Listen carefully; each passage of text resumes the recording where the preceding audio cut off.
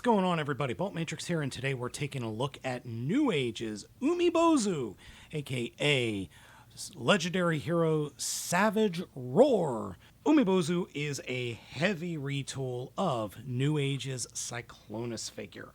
Normally I would put a figure like this on a figure stand, however, the little figure stand bits, there's no way. I just can't get it. It's not working. But I like the little Transmetal depth charge we have going. Now, the only real difference between this guy and the original Cyclonus release, other than the obvious manta ray motif, are the wings. These pieces, which are removable, here, I'll just take them off real quick. They are really hard to get on and off, though. So these do come off, and getting them off you end up unpegging a whole lot of stuff. And then the paint, obviously the paint. But you turn it around and, oh hey, that's Cyclonus. They didn't even bother to, close this up in any way. So you could just say that this is, I guess, depth charges spaceship mode. Yeah, that works. I do have to show off the directions. They are pretty good, but the thing I love is they didn't even bother to give a new picture. That's NewAge Cyclonus right there. I mean, come on. To start the transformation, come to the back of the figure and grab the thruster jets and just fold them down like that. Then turn the figure over, reach underneath, and grab the legs and fold them out. And just fold them all the way out straight and snap them into place like that. Come to the back of the jet mode and kind of push down, and this whole backpack section will disconnect from the rest of the body and flip up like this. Come to the back, fold up these blue components down, and then fold them down to create the legs, and everything will peg into place as long as you have everything lined up, which sometimes I don't do that all that well. Flip up the toe. And when we flip up the toe, there's a little slider in there. I actually need to push that forward, and then we can flip the toe up. We need to make sure we do that on both sides. So we have the legs, and now we have...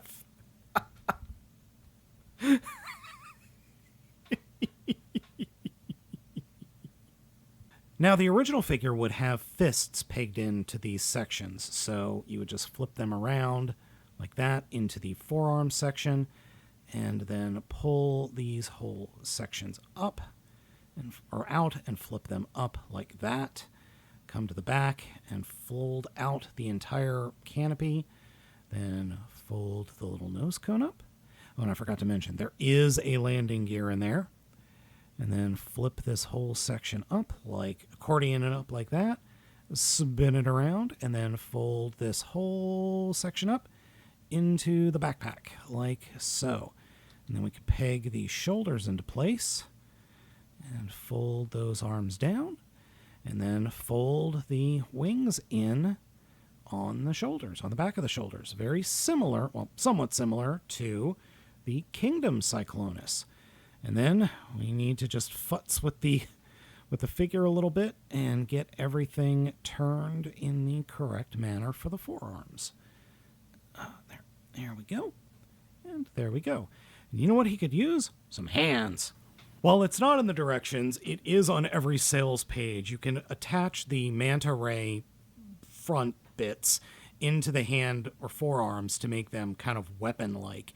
And I actually kind of like the way this looks. It's very silly. Last thing I forgot to do for the transformation is actually push the hips up into place. They don't lock in there, but it looks a little bit better. Umibozu comes with two different hands. We've got a set of open hands and a set of closed hands. So we'll go with one closed hand and one open hand. I love the way this thing looks. The colors just pop so nicely, and it's so well articulated. I can't get over it. It's so good. And that head sculpt is killer. Seriously, the head sculpt alone is worth the price of admission of this figure. I absolutely love it. It is such a beautiful evolution of depth charges head sculpt. The slanting on the crest at the top of the head, and then the flailing out, and then those red eyes are something that... It's something special. I did miss something with the transformation, and in my zeal to get the legs transformed, I forgot to flip out this panel, and this fixes the only issue I have with the figure, and that was the fact that the legs are kind of hollow. And then I was looking more closely, and I'm like, wait a minute, I missed something. And yes, I did miss something when reading the directions. And the reason I keep missing stuff in directions is because I can't see them. Yes, I do have bifocals, but these directions are getting too small for my old man eyes. Something that I greatly do appreciate is the plug hole in the keister so you can put the figure on a figure stand. That allows you to pull off some really cool poses. And speaking of posability, let's talk about that next. Head is on a ball joint and can look up a little bit and can look down pretty far. Shoulders are on swivels, and then there are hinges for in and out. There is a double hinge system going on in just underneath the shoulder for the arm, so it can go out a little bit, and then there is a swivel there, double hinges at the elbow, and then the arm rotation or forearm rotation for the transformation, and the hands are just on pegs, but the wrists do move in and out, and you can spin the hand around. Hands go in way easier than these little bits. I need to shave just maybe like a couple of nanometers off of the little pegs here to make them fit better. Torso swivel is present. Ab crunch is present, and that ab crunch is so nice. I didn't think it would be so good. The figure has skirt armor that can move forward on the front, cannot move forward in the back. Hips move up and down for the transformation. Legs are on ball joints, can get forward. Bend at the knee is 90 degrees. There is a thigh swivel at the thigh, and then the feet do articulate at a little over 90 degrees, and then the toes move up and down for the transformation. So yeah, this little guy is super posable. I've got a little bit of an odd take with this thing. It doesn't feel like a Legends class figure. It feels way better. And it's that perfect size of a toy that is Legends size, but has the appropriate complexity in the transformation. The transformation isn't hard. It's just complex enough, which I can't even say for a lot of other figures this size. I have a Megatron, a TFCon exclusive Megatron at this size class, and that thing is a pain in the butt to transform. But this thing's just fun. In the course of filming this review, the hand got stuck on the handle for the gun. I don't know how I'm going to get that off, because it does not want to come off. It's on there tough. A big problem is the gun stock gets in the way, so I can't get the hand back on. Transformation back into Manta mode is just as easy as the transformation into robot mode. Start off with fold out the wings all the way, like this. And you would think they peg into place. They don't. They just kind of rest there. Then point the arms all the way up just to get them up and out of the way. Fold out the backpack on that double hinge. Flip the whole nose cone section around. Flip that out. And then fold out the little tip of the nose cone until everything is straight. And then just fold this whole section up and make sure the head is straight so that it gets covered up nicely, like that. And then we can come down to the legs. Pull the legs down from where they were in the hips, and then unpeg the toes, or the heels, I should say, and unpeg the back of the legs and fold those silver sections back in.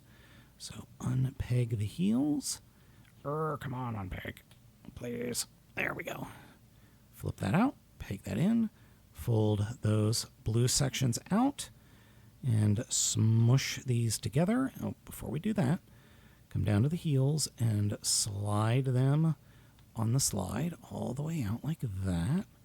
Make sure that the toes are pointing down. And combine these sections right here. There we go. There we go. And get that lined up.